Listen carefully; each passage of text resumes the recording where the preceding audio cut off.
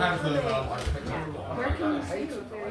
Anyway, what is up there, my dudes? My name's Selwyn, I'm the local goth MP, and I was going to say I'm going to dampen the evening, however, after the previous guy, James, dude with a beautiful voice, he kind of took my gimmick. I thought I was going to be the downer, but someone else is here to depress the crowd.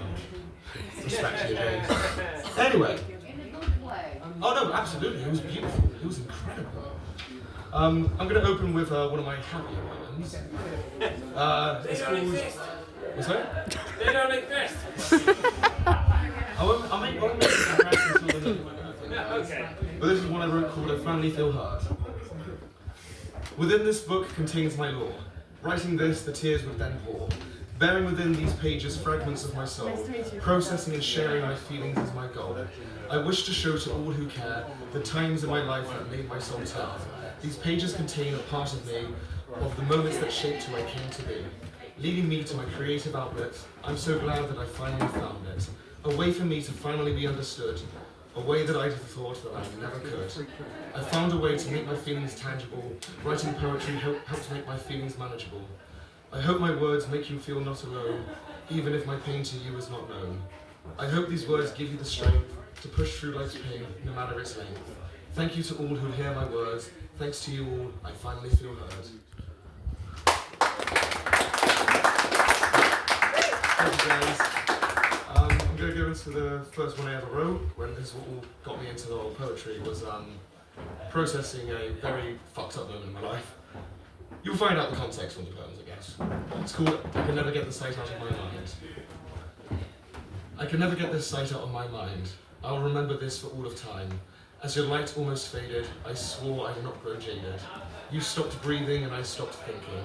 My tears rolled, your hand curled. Gripping the knife, I wrestled in strife. The knife hit the floor, my tears began to pour.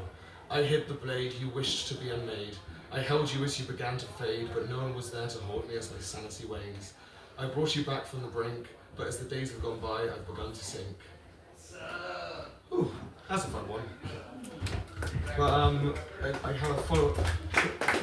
I love the stutterness of the applause there. I can feel the awkwardness from you guys, and I love it. I respect it so much. I wrote this one called Where I Stood. About the same person, and after I found it, they were fucking me about, screwing me over, manipulating and playing with my mind. It was a beautiful time of my life, my friends. It's called Where I Stood. Now I know where I stood. It was at the bottom of your foot, beneath the dirt, always feeling hurt. I couldn't take the lies, I couldn't, no matter how much I tried. Why'd you lie over something so small? When you changed your story, I began to fall. Why did you have to give me hope, only to just treat me as a joke? You said that you needed time, and I said to you that that was fine. But the time would never come, you never gave me an answer, you were done. You just pushed me to the side, now all I want to do is just hide. Fun times. And then it was followed up with Where I Stand when everyone in my group realised all the shit she was putting on us. And it's called Where I Stand. Now I know where I stand. I stand tall above this land, proudly placing my foot upon where you buried me in the dirt. I can't help but laugh, the lies you've told seem daft. Did you think we'd not talk? We found out the truth and we chose to walk. In the end, I should thank you. In vain of all that you've put us through, you brought us together and made my friends and I closer. I wish you all of the best, but I cannot be there for the rest.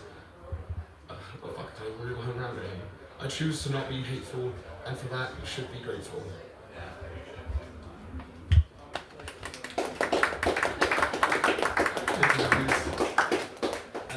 This is another one I wrote called Second Choice. I'm sure everyone has had friendships where you felt as if you were not priority there, you were just cast aside whenever they wanted us. Kill time because there's nothing better to see or no one better to interact with, you know? Love those people, they're the best in the world, you know what I mean? And it's called Second Choice. To be second choice is to lose your voice.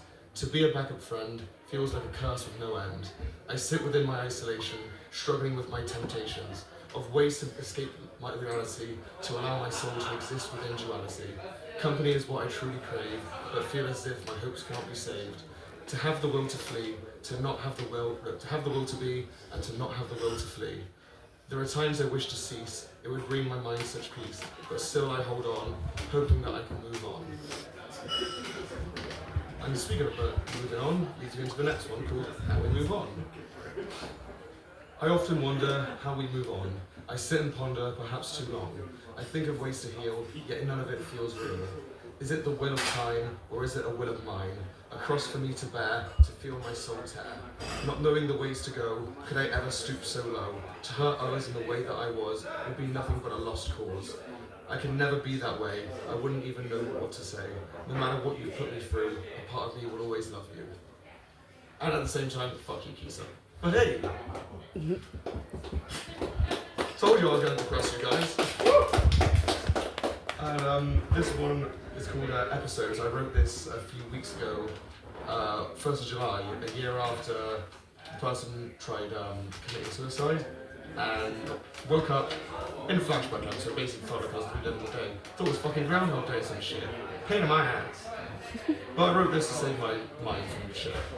It's called the episode. Yeah, it's called Episodes. Oh, I'm too far in the book. I'm a fool. Here we go. The episodes keep happening. My memories keep scattering. Forgetting who I once was. Trying to forget this has been a lost cause. Hearing your voice on the phone, saying you need help on your own. Remembering your gasps on arrival. Trying so hard to assure your survival. Feeling your sternum within my palms. You were there dying in my arms. The cries I made when I saw the blue, those lips of yours weren't red when I saved you. I did my best to bring you back, only for you to come and attack. Who I am and how I'm perceived. It hurt so much to say, but I was relieved. You showed me who you really were, so I can,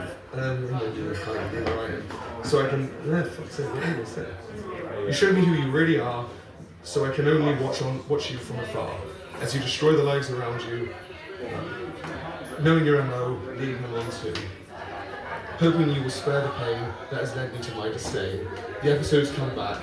Every week I have flashbacks. I see that day in my peripheral, having to bear all of this rigmarole of something I should take pride in. Instead, it makes me want to hide in. The realm of escape where I don't have to remember. A realm of escape where I don't have to savor.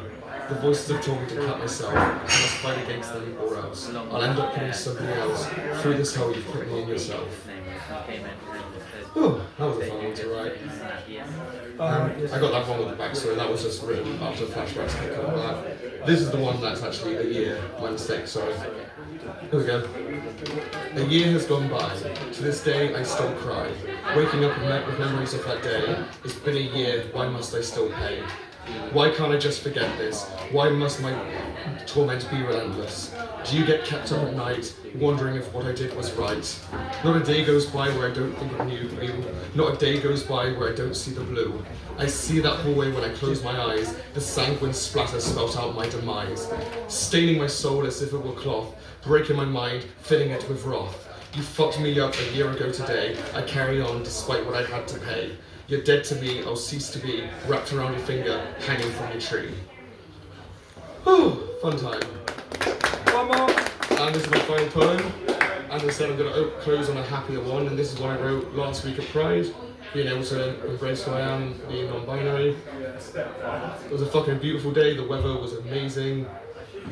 I saw Cascada every time we touched. I was fucking living the dream, guys. Awesome. But yeah, this is called Pride. Pride, a day of joy, free from life's void. A day of beauty, a day of wonder, a day to ponder, and a day for unity. Free for me to be me, free for me to be seen, of who I wish to be, without the world being mean. The weather that day was radiant, so many people in all of their gradients. Taking off their shackles and feeling relief.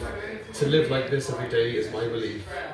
I'm lucky to live where I do, where it doesn't matter who you say you're loved to. I'll never take this day for granted, for that would be shallow-hearted.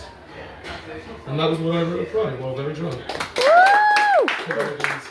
Sorry if I'm a bit too depressing sometimes there, but thank you guys for hearing my words. Love you all. Round of applause for Sylvan.